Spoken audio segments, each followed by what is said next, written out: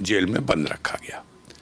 अब माननीय सर्वोच्च न्यायालय से वो जेल के बाहर तो हैं, लेकिन वो कंडीशनल बेल है कि आप प्रेस को एड्रेस नहीं कर सकते, आप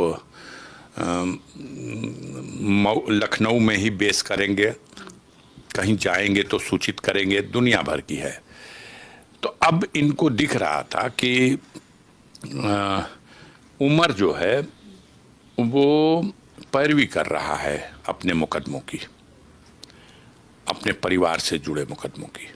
वो सुप्रीम कोर्ट में भी याचिका दाखिल करता है, वो हाई कोर्ट में भी जाके याचिका दाखिल करता है। तो उसके ऊपर आरोप लगाया गया है। आरोप भी किसी तरह की मार काट का नहीं है। आरोप ये है कि उसके मां की तरफ से जो वकालतनामा दाखिल हुआ है उस पर अंदेशा है, आशंका है उनको कि ये हस्ताक्षर उनकी मां के ना होकर के ये उमर अंसारी ने कर दिए हैं। 419 420 तो बना ही दिया, 467 और 468 की धारा लगा दी। ये कैसे बीट आउट होगा? कहीं से 400, कहीं से कोई ऐसा कूटरचित अभिलेख जिसके माध्यम से कोई बहुत बड़ी धोखाधड़ी करके आर्थिक लाभ लेने का प्रयास किया जाए, ऐसा कुछ है ही नहीं। आजकल ये 467-68 की धारा जो है वो किसी भी विरोधी व्यक्ति के विरुद्ध जो सरकार के सामने नतमस्तक नहीं है उसके खिलाफ ये आम बात हो गई है।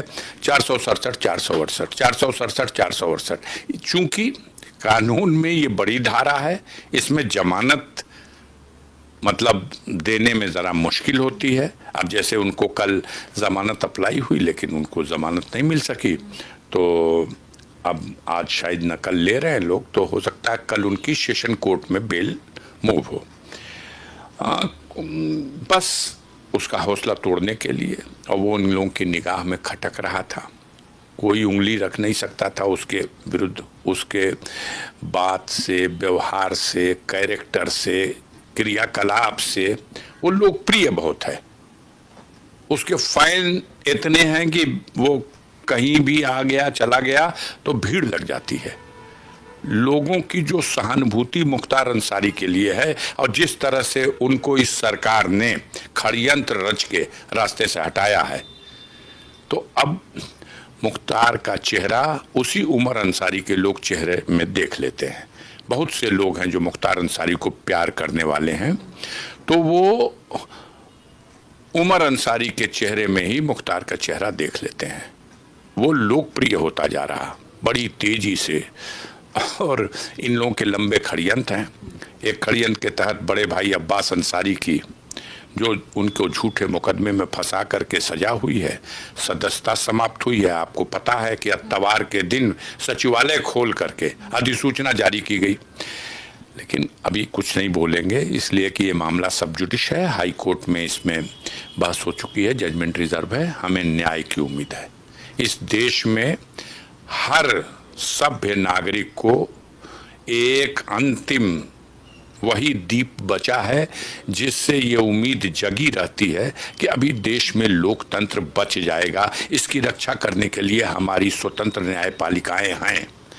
हालांकि प्रयास होता है सरकार की तरफ से उनका गला घोटने के लिए, लेकिन आज भी हमारी न्यायपालिका और हमारी सेना, ये दो अभी भी अपना अस्तित्व बचाने में सफल हैं और देश की जनता का भरोसा इन पर बरकरार है। आखिरी सवाल है सर कि आपको लगता है कि उमर अंसारी को पूरी साजिश के तहत, पूरी प्लानिंग के तहत फंसाया गया है, गिरफ्तार किया गया? 100% सब कुछ प्लानिंग से हुआ। भाई कौन सा डकैत का मुलजिम था? 5:33 पे FIR लिखी गई है और 10:30 बजे अरेस्ट कर लिया। टीम पहले भेज दी गई है लखनऊ अरेस्ट करने के लिए, वो कोई फरार तो था नहीं। वो टीम पहले भेज दी गई है, लिखा पढ़ी बाद में हुई है। ये डर था कि अगर पहले भनक लग जाएगी कि हमारे खिलाफ कोई मुकदमा लिखा गया तो ये हाई कोर्ट भाग जाएगा और हो सकता है अरेस्ट स्टे मिल जाए उसको, क्योंकि आधार तो कुछ है नहीं, आशंका पर आधारित है। आशंका के आधार पर ऐसी त्वरित कार्रवाई हुई है। अब सोचिए कि अंतिम सोमवार था। एक दिन पहले से पूरे जिले में कांवड़ यात्राओं के लिए, भोले बाबा के भक्तों के लिए सारी व्यवस्था का इंतजाम सरकार कर रही थी और हमारे गाजीपुर की सारा प्रशासन बस एक इंतजाम में लगा हुआ था। भयभीत हैं लोग, घबराए हुए हैं लोग, डरते हैं लोग। और कुछ मीडिया के भाई हैं, चैनल हैं, बड़े खुश हैं कि अब मुख्तार साहब दुनिया में रहे नहीं और उनकी पत्नी पे कई मुकदमे लिख दिए गए, वो फरार हैं।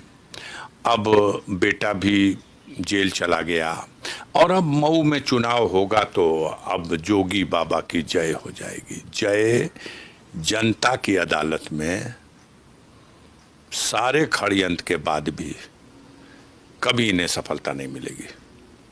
पूर्वांचल में सफाया होने जा रहा है। जोगी बाबा का जहां तक सवाल है, हम तो कहेंगे हे प्रभु ये सत्ता में बने रहे। 2027 के चुनाव में 100 सीट से भी कम हो जाएगी भारतीय जनता पार्टी। फिर कभी मुलाकात हो तो हमसे पूछिएगा। सर, उमर अंसारी के चुनाव लड़ने की भी चर्चा थी, जो सीट खाली हुई अब्बास अंसारी वाली, ये भी वजह माननीय अखिलेश यादव जी के फैसले पर निर्भर करता है। ये माननीय उच्च न्यायालय इलाहाबाद के निर्णय पर निर्भर करता है। आप बताओ, अभी चुनाव डिक्लेयर तो है नहीं, चुनाव आयोग ने कोई अधिसूचना नहीं जारी की, न्यायालय ने उसको अभी ठुकराया नहीं, आधार पर्याप्त है। अब्बास अंसारी की स्पीच उठा के देख लो, उस स्पीच में कौन सी ऐसी बात है जिससे किसी संप्रदाय या जाति को कोई ठेस पहुंची हो। यहाँ के अधिकारी जो लूट कर रहे हैं, बेईमानी कर रहे हैं, इनका हिसाब किताब किया जाएगा। तो लूट और बेईमानी का हिसाब किताब नहीं होगा। इसको मुद्दा बना करके मुकदमा कायम करके बहरहाल चलिए सजा हो गई। तो जो कानून का रास्ता है उसी रास्ते से न्याय प्राप्त करने के लिए हम लोग प्रयासरत हैं। हम लोग संविधान को मानते हैं, कानून और न्यायपालिका का सम्मान करते हैं और लोकतंत्र में आस्था रखते हैं। तो इस तरह के हर प्रयास को जनता के सहयोग से, गरीबों के आशीर्वाद से उसका हम मुकाबला करते रहे हैं। हमारा हौसला ये कल भी न तोड़ सके और इस घटना के बाद भी नहीं तोड़ पाएंगे। वो मासूम बच्चा, पहली बार उसको जेल के सलाखों में ठूंस करके बहुत से लोगों को दिली सुकून मिला होगा, लेकिन आम जनता रो रही है, दुखी है और उसकी सहानुभूति उसके साथ है। सबको पता है ये बेकसूर होकर के भी जेल में क्यों डाला गया है। तो ये जो अन्यायपूर्ण कार्रवाई है, जनता इसका जवाब देगी, समय पे जवाब देगी। बहुत शुक्रिया बातचीत के लिए। कैमरा पर्सन देवेंद्र के